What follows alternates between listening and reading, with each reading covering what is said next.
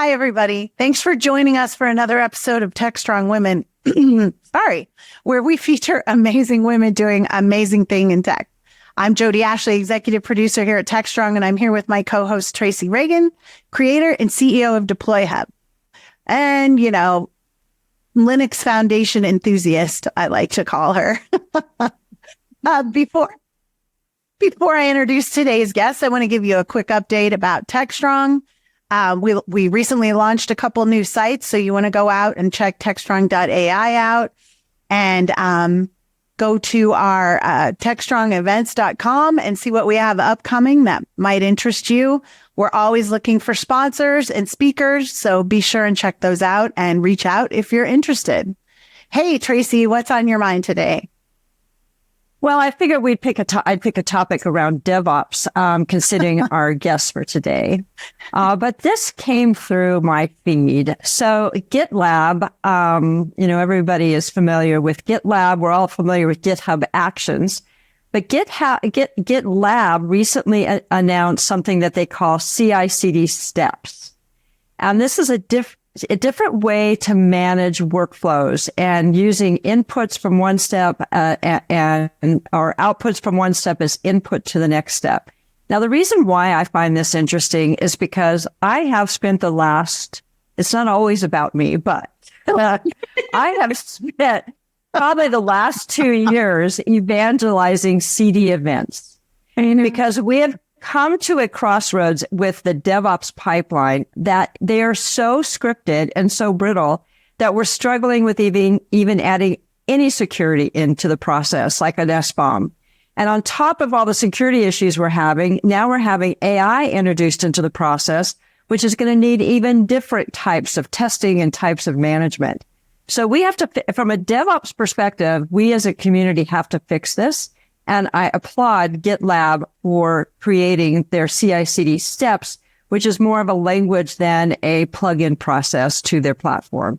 So yay, then that should be I really want to talk more about that, but I'm going to pass it over to Jody to introduce our guest today. All right. It wasn't as controversial as usual. No, Tracy always likes to pick fun stuff that's in the news that's making her angry. So I was thinking maybe there'd be the word cloud strike in there somewhere or whatever. But anyway, I am excited to introduce our guest today, and I'll let her introduce herself. Her name is Chhaya Gunawat, and tell us about yourself. Sure. Thanks, everyone, for having me. Thanks, Tracy, for introducing me to Tech Strong Women. I've been in this industry for over 17 years. I graduated back in 2007 and I moved to States back in 2012.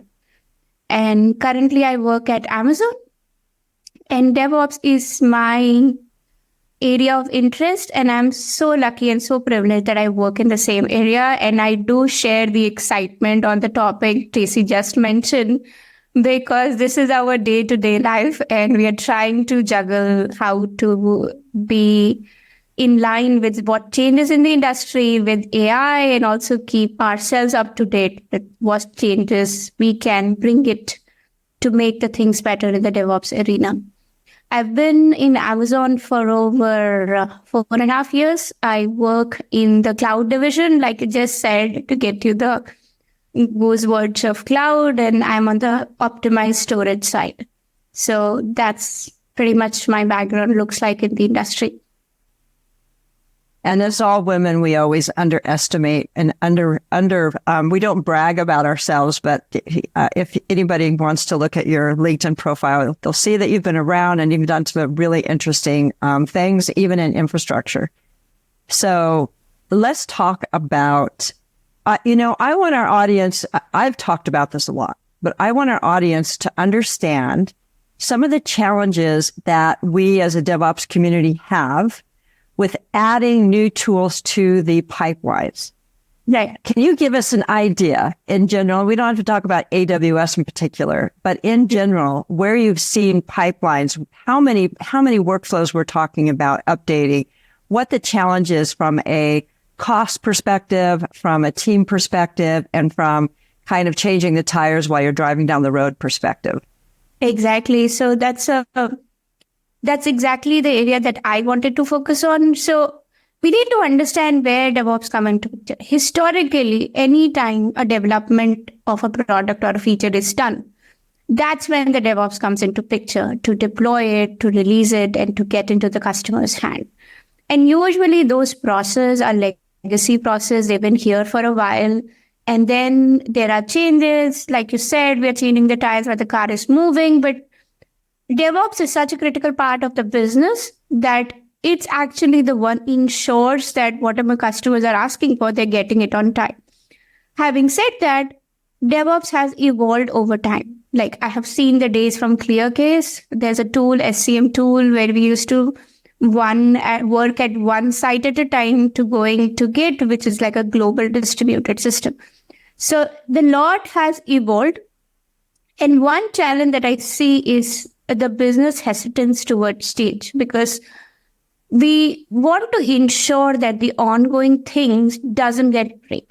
Of course, there is a scope to improvise things, but there is a risk associated with it. And that's where I see, as women in the DevOps area, we have more risk appetite, because the way we evolve in our day-to-day lives, we are multitasking. We are picking up kids and we are taking the meeting. So as long as we can still run the DevOps pipeline and still can evaluate what we can pick up to make the things better. So yes, I do see the businesses evolving, the challenges around the risk involved and the trust that whether the new incoming things, like you mentioned about GitLab, it's a very pleasing initiative from them. It also would require some more work to come up with the user stories to kind of gain the trust so that the industry would starts to evolve. And one of the topics that I want to introduce, and I think I touched base with Tracy a year ago, and she guided me very well, is how do we interconnect the dots of AI to DevOps or anything to do with CI/CD? And glad that I followed her advice and I continued my work, and I'm presenting at a conference in Korea about my first of the presentation of how we can bring the dots together. So yeah, I definitely would see the hesitancy of business for the change, but we should evolve it and keep exploring how we can make the things better. One thing I also want to touch base is we also need to think the legacy work, how we can deprecate and evolve with the new incoming technologies. So, the last State of CloudBees report, or State of Jenkins report that came out, CloudBees said that they support 90 million workflows a month. Yeah. 90 million. How many workflows would be average for an enterprise, say the size of an AWS or NetApps that you worked with before? How many? Is it 5 or is it 50 or is it 150 or is it 500? I would say that less than 10% of the number that you've just thrown at, because most of the stuff are probably the legacy work, which nobody knows where it came from, nobody knows where it used from, but it just works. So we don't want to touch it. So that's the reality. We don't want to touch it. If it's working, it's generating the revenue for the organization. We don't touch it until somebody breaks and complains about it. 10% are the workflows which are being actively used, which are ready to adapt the changes and which can be the pioneer for the change that we want to bring in the DevOps arena. So do you think as we evolve from DevOps to DevSecOps, or even bringing AI tooling into the DevOps pipeline, I'm assuming for most of those, the ones that they're just working, don't touch it, we're not going to ever see SBOMs for them. We're never going to update that security pipe, that workflow to add security tooling. Would that be a correct assumption? So I would say till 2 months ago, I would have agreed to say that. But with the recent CloudStrike outage that we had, things have changed. Companies have started to open up, and the work related to security the effort has increased. I cannot even tell how many companies reaches out to me to evaluate their security workflows. So the things that we've been talking about, that we don't want to change if it's working fine, but companies are being mindful about the security obligations that we have Having said that, along with the AI regulations, I mean, I have a bunch of stories. Oracle Advertising does shut down their business because they have a legal lawsuit. And now this CloudStrike event that has just happened, which has shaken up the industry. And that's where Linux Foundation keeps into picture, because it was a Windows bug. It was not related to for Linux or other Unix operating system. So I have seen the shift is happening. The conversation is starting to open up around DevSecOps. So DevSecOps is going to take over in the race of AI and security together, because we want to ensure as DevOps owners that the services that we own are secure. The security patches that we are deploying creates the least of the hassle for the customers. Yeah. Can you imagine? I brought this up in a TechStorm game. Can you imagine being one of the Delta DevOps engineers or even developers who have been given all of these gates that they have to go through in order to get something into production?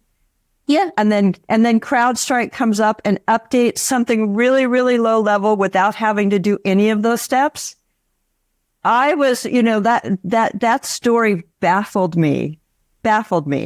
Because and have you read the RCA that they have given? It's a null pointer exception.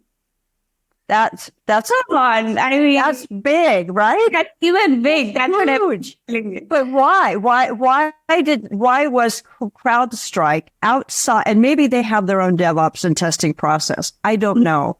But you would think that there would be some sort of a different process that said, and maybe even Microsoft should have been in the middle of all of that at that time. Where is the culpability for that problem? I don't know.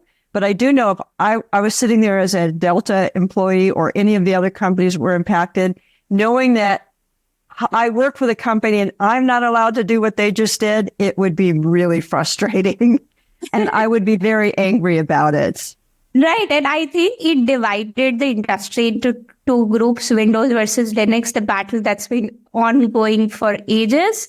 And I think people have started to realize that, with this cloud changes, do we also have to look for alternate for Windows and Linux? And I mean, it's altogether different conversation, but it did clearly bifurcate the issues, which is more potential to problems.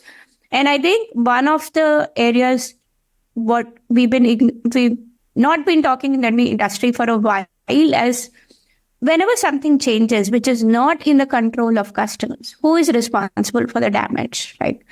CloudStrike is being bumped up with the lawsuits, like Delta did a lawsuit of multi-billion. There might be other customers, right? But of course, there's a bug that happened. There's no question asked about it. But historically, they were trying to do the right things. They were trying to protect the customers around a security issue, which led to the problems later. But having customers' data in secure hands is equally important. Do we know why Delta was affected for so much longer than everyone else? I mean, everyone else seemed to recover fairly quickly, but Delta, I mean, it was 4 or 5 days later and they still were not able to get their flights going and all that kind of stuff. That's a good question, and I don't know the answer to it. I do know that they had a lot of servers they had to reboot, though. Yeah. A lot. And, I don't know what a lot is, but it took them, if you have 40,000, 50,000 servers out there that you have to reboot, it's going to take some time. And I don't know if it was that many, but it potentially could, right? Wow. It potentially could.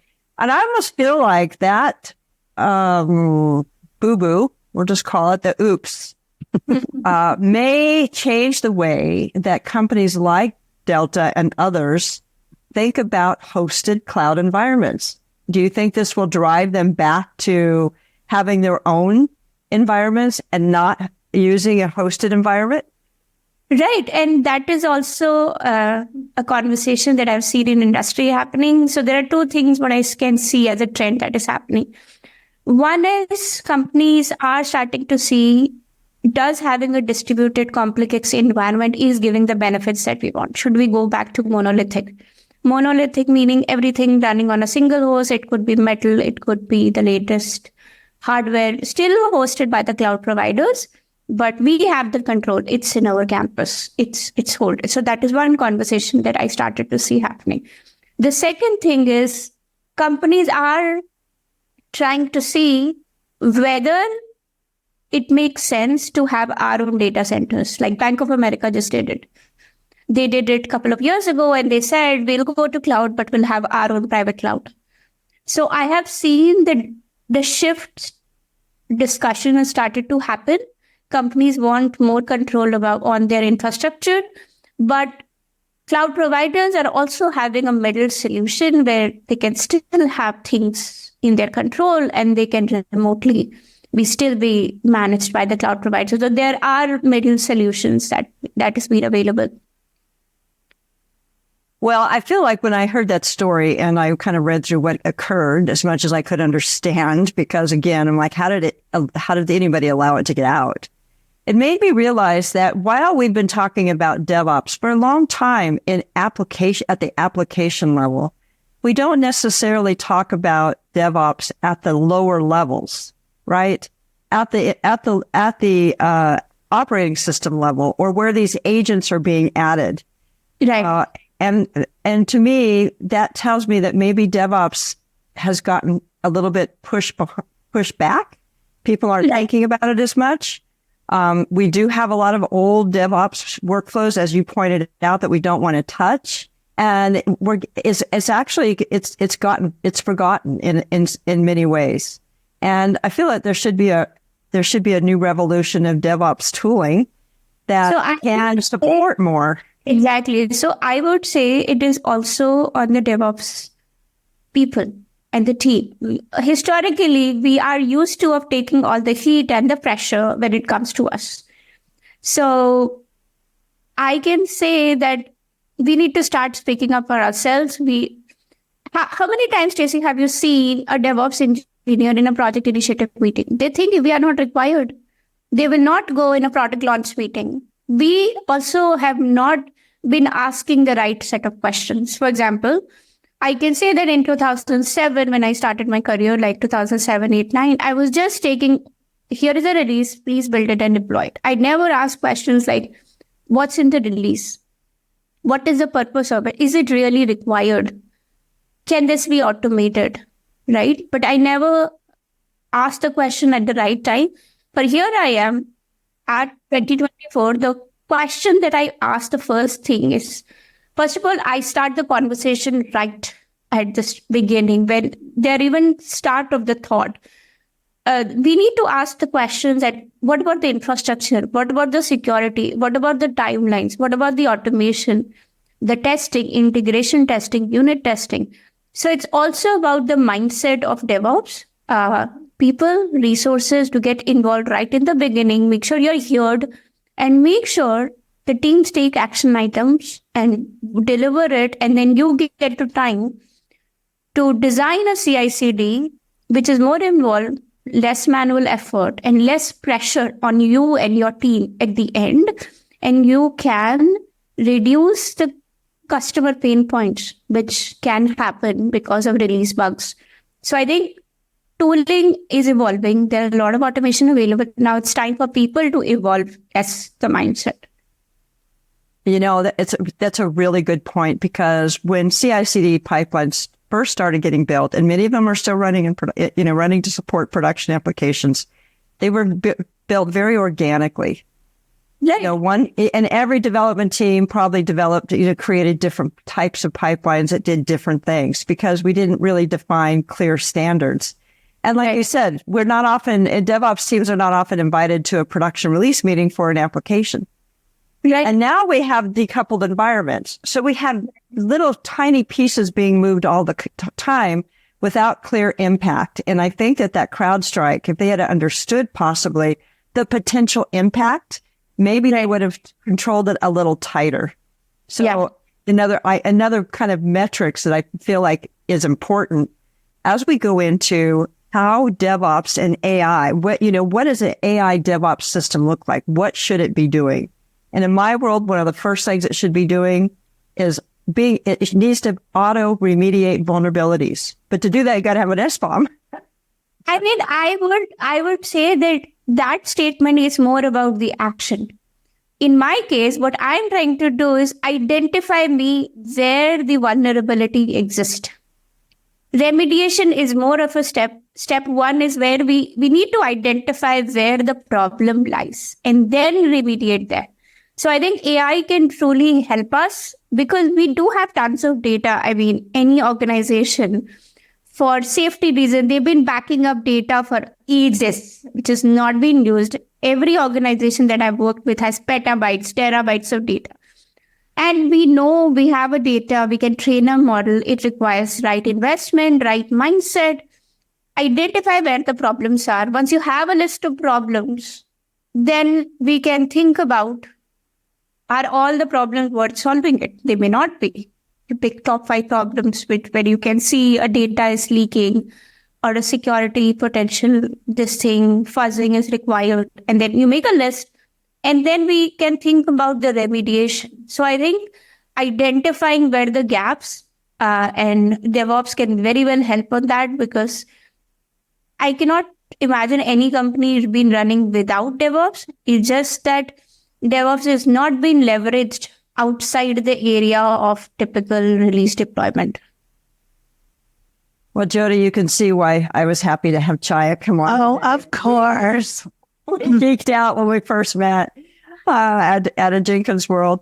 And hey, did you hear the news? Kosuke KK is back at CloudBees. His Launchable company got bought by CloudBees, which means he is back in the fold. So maybe, even though his Launchable is a product around testing and it uses AI to do so, maybe DevOps will get exciting again because, CloudBees drove a lot of it. And as I always say, Kosuke was the heart of CloudBees, and I'm so glad that he's back there. Yeah, so am I. I already have him hooked up for some stuff. So, that means I have better access to get him on TechStrong and have him chatting with all of us.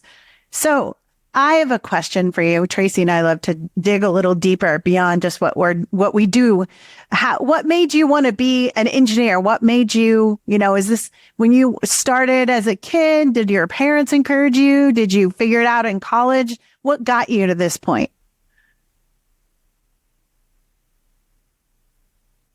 Chhaya. Oh, it's for me. I thought. Yeah, I know what Tracy's up to. Yeah. So for me, I would say, I was a good student, but math was the only area which is slightly better than others. So math, yes, I'll not consider myself as the most brilliant student and things. So math was slightly better. And I think when I was, and I come from a family of very strong working moms. And in India, being a developing country, having moms that are working all the time was kind of like the first generation of working moms. So it was very hard. There were less resources, but there was this passion about we need to build something out of it.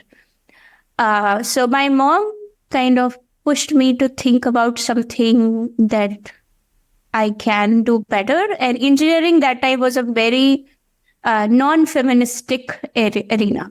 I mean, I do not want to differentiate based on the gender, but that was the history.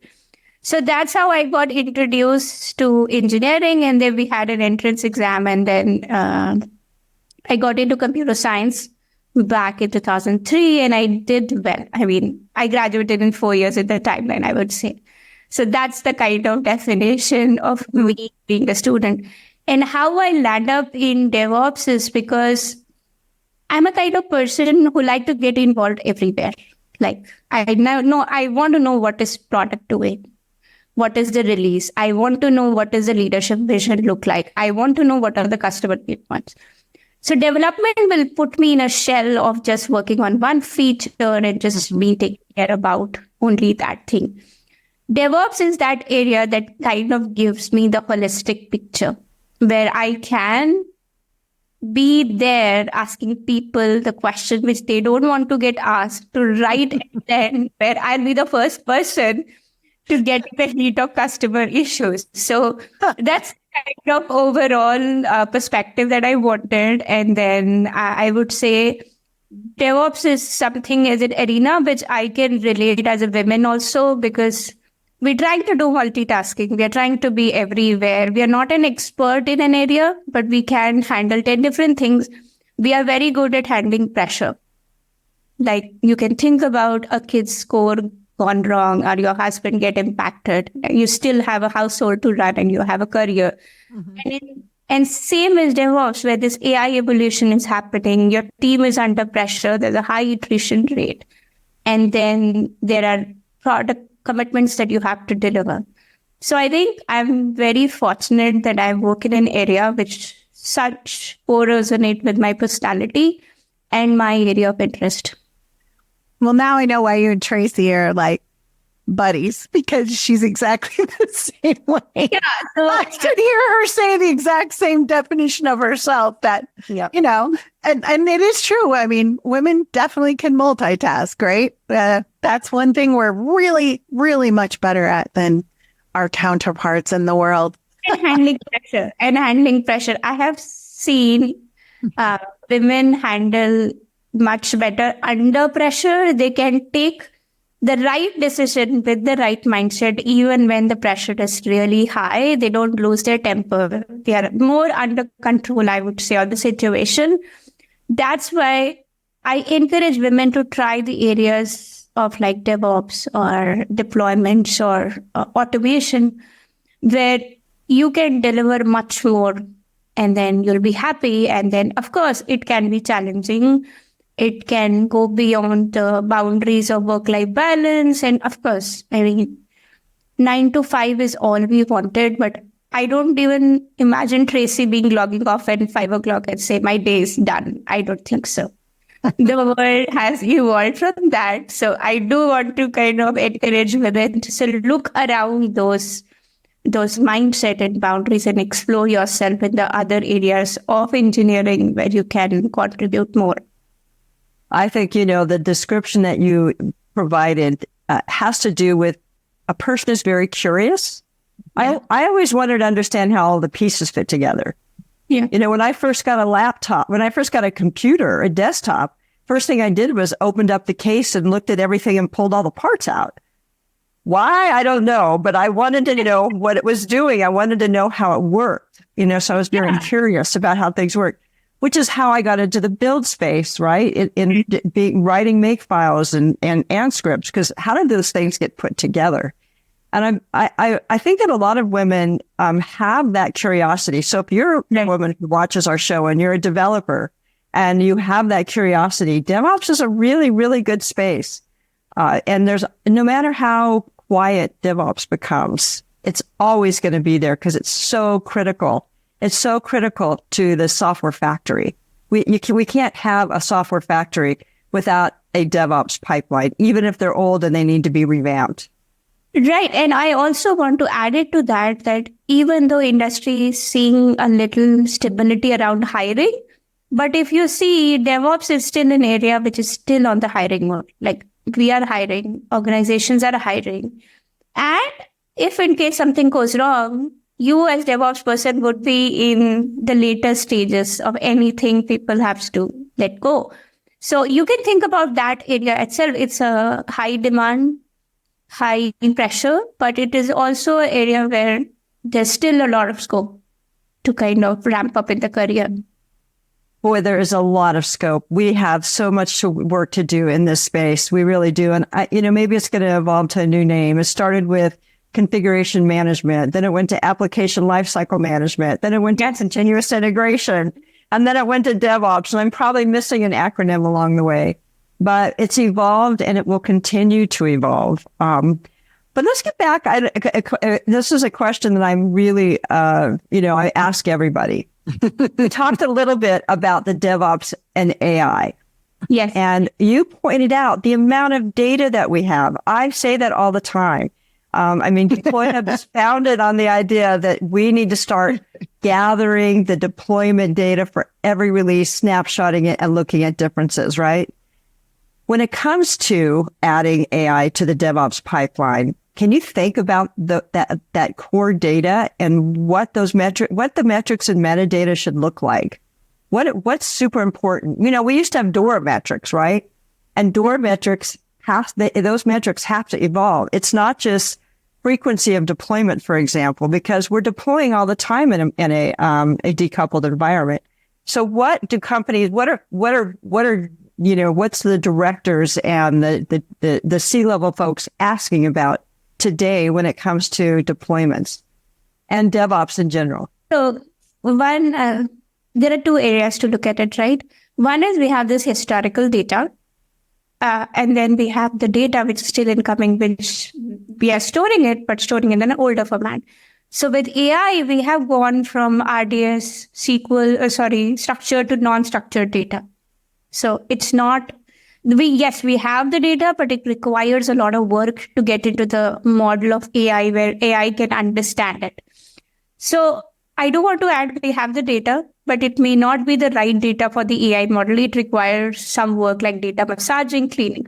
But we are releasing, every companies, all the organizations are releasing very frequently. So the data that you have incoming, you can start building a small data lake. For example, let's assume any company releases weekly or bi-weekly or monthly. Whatever release logs that you have, whatever artifacts that you're generating. For example, if I am a C-suite exec, I'll ask what confidence factor do you have in this release that it is going to be successful and you'll not get into any surprise issues? So that confidence factor, we can very well get it from the ongoing releases. Like just a month data, get the console log, the metadata will look like what was the release, what are the features, how many success rate that we had in the past, what is the success rate on this new release based on the release content.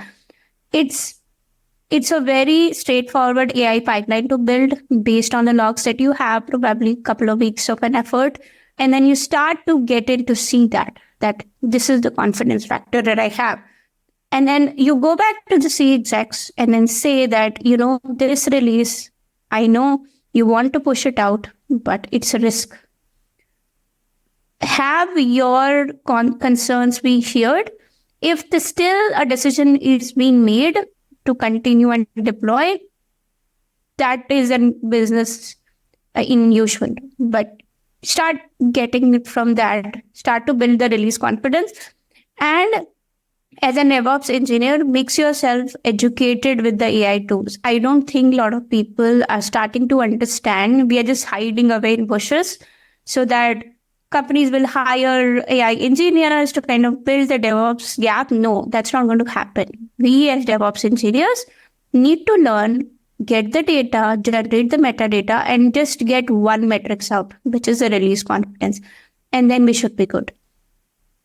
I like that term, the release confidence. It's a good term, the confidence factor.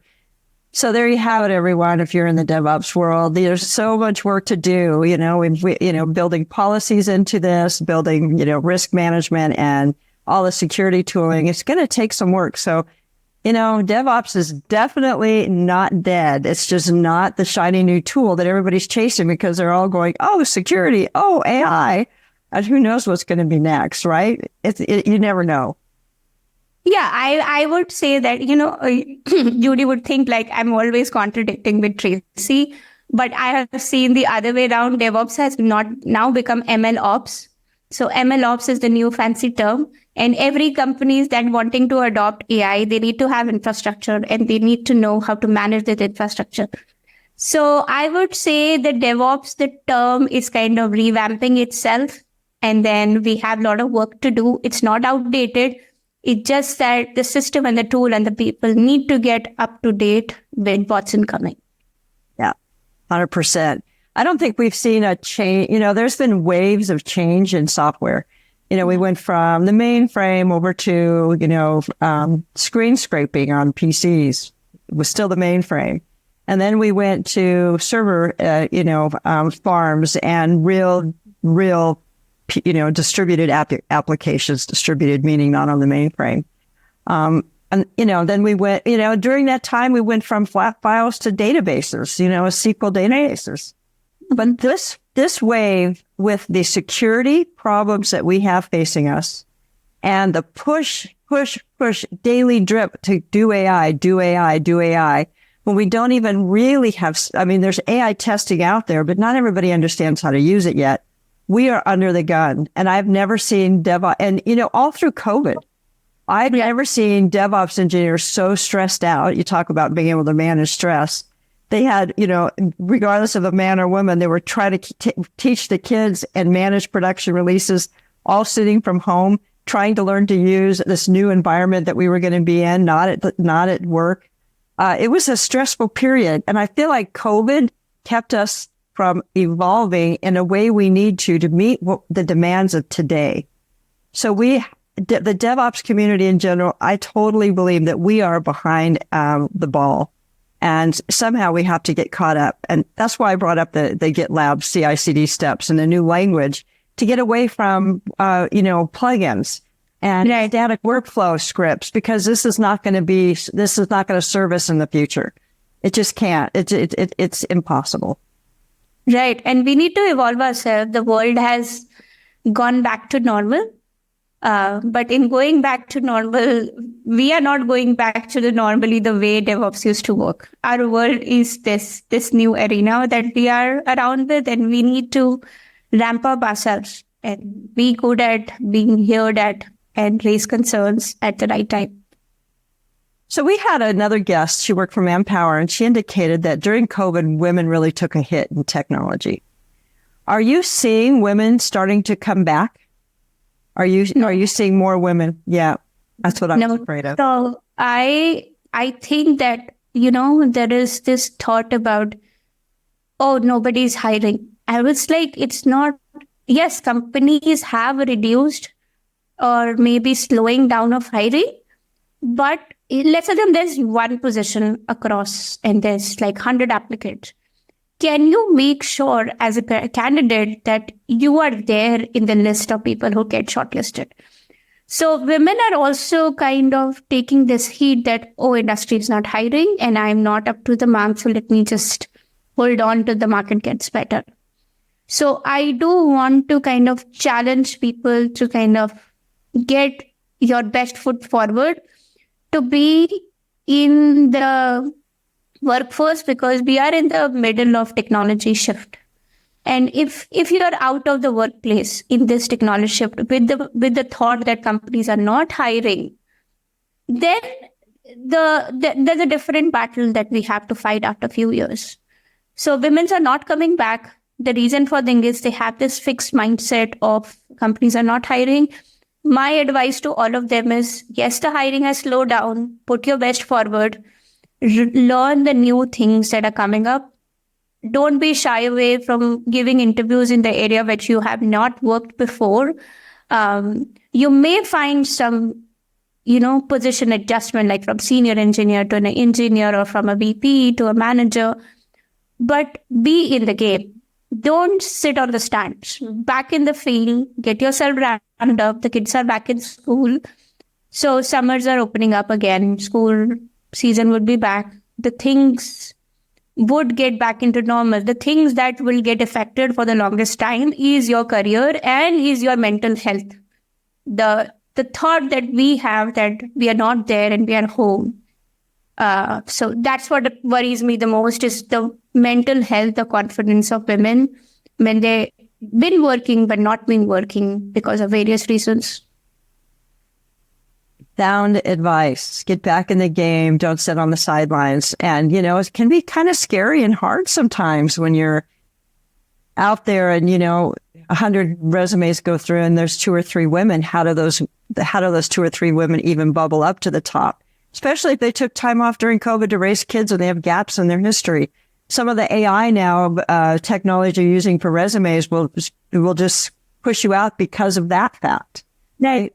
So it makes it super, super difficult for some women to get back in the game. And as I always say, discrimination got us into this mess. It's going to get us out. And that's the best way to do it. I almost feel like, companies need to look for women applicants specifically to get them back into the game. And then, the few women that do get in the game, they're in a room full of men and they don't want to stay. Right. So that is where I think the women inside them is kind of pulling them back. And then how many women, Tracy, we have seen in the work is, if I got messed up something, give a pat on their shoulder. It's okay, girl. You got this. It's okay. Move on. We also kill ourselves too much for the mistakes that we do at workplace. We need to let it go. We need to kind of see. I was reading a book from Lean On, Sheldon Sternberg, and she said that women get progression in this career based on their achievements. Men get progression on their career based on the potential. So that's a very strong statement that as a women, we have to let go the things that has gone bad, where we have done the mistakes, let it go, and not just focused on the achievements. So pat each other, be the cheerleader. It's okay to celebrate success, but it's equally important to cherish the failures that we have. We beat ourselves too much. Yeah, failing fast is okay. And, you know, we usually ask for a book recommendation. Yeah, I was cracking up because she offered it up before you could ask her. Jessie always asks for a book recommendation, Chhaya. Yes. I know. So I'm not a very good book reader. I'm more an Instagram reel. But now I'm trying to, share the right suggestion for women. I also, learning to kind of stay focused on finishing one book at least a month. Oh, well, that's awesome. Well, thank you so much. This time flies, as it always does when we do these interviews, and we really appreciate you being here. That was a great discussion you two were having, Trace. Thank you, Chhaya. It was great. Thank you so much. Because this is we celebrate women doing, amazing things in technology. That's what Tech Strong Women is all about. And you are an amazing representation of that. Absolutely. Thank you so much for having me. And Tracy been a mentor for me for more than a decade now, Tracy. She's always been there. And now I've connected to Judy. And then I made sure to make this community bigger and introduce more women to this conversation. Although it is just a conversation, having this assurance that it brings so much of confidence and so much of positivity. I learned so much. I've learned so much in terms of what's happening in the industry, what are the challenges, and I'm glad that I was able to be part of it after going back and forth for so long. We're glad you were here too. Yeah. Well, thank you so much for being here. And thank you all for watching another episode of Tech Strong Women. We will keep them coming. So keep tuning in to techstrong.tv 5 days a week. We are running now, and all sorts of great new content along with Tech Strong Women. We also have a daily episode called Tech Strong Gang, which Tracy appears in at least once a week. It's a great, fun opportunity. We talk about what's going on right here, right now, every day. So please keep watching techstrong.tv. And thanks for joining us. Bye. Thanks. Right.